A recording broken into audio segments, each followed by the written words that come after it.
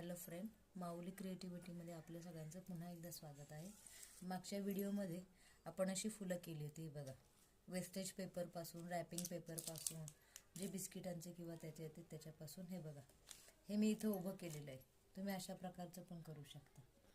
याच्यापेक्षा मोठं रॅपर जर तुम्हाला मिळालं तर तुम्ही हे अशी एकाच्या मागे एक उभं करून डेकोरेशनला वापरू शकता. आता आपण ह्या राहिलेल्या फुलांचं काय करूया, पेपरचे मणी यूज करून सुई दोऱ्यामध्ये हे बघा मी एक फूल ओवलेलं आहे. आता त्याचप्रमाणे पुढचं फूल ओवते. मी हे पूर्ण फूल मोठं घेतलेलं आहे, ते सुईतनं घालते. याला सुई दोरात लागणार आहे. हे काम करताना सावकाशीने करायचं आहे. हे बघा जपून, जेणेकरून तुम्हाला बोटाला कुठे लागणार नाही किंवा काय होणार नाही याची काळजी घेऊन करायचं आहे. हळूहळू करते मी.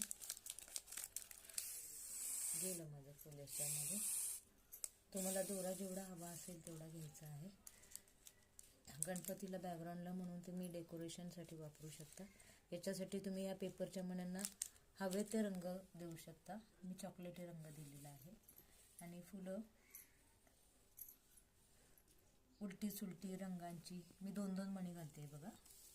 2 मणी घातले. ओवायला खूप इझी आहे. आणि आता हे अर्ध फूल पण तुम्हाला मी घालून दाखवते.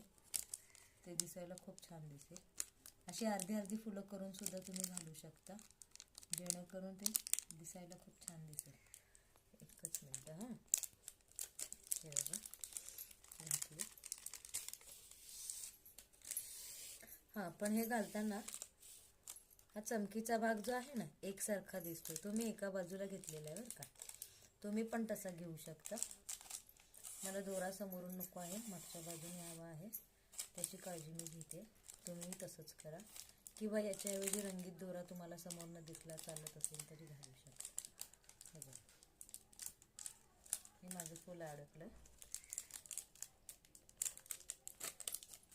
गेलं. पुन्हा मी याच्यावरती 2 मणी घालणार आहे. भिंतीला उभं करून दाखवते मी माझ्या इथे. हे बघा, ही जी माळ आहे आपली, ही चमकणारी, ही उलट्या बाजूने अशी दिसू शकते. म्हणजे तुम्ही रंगीत बाजू पण करू शकता किंवा अशी चमकणारी. बघा मी इथे भिंतीला दाखवते.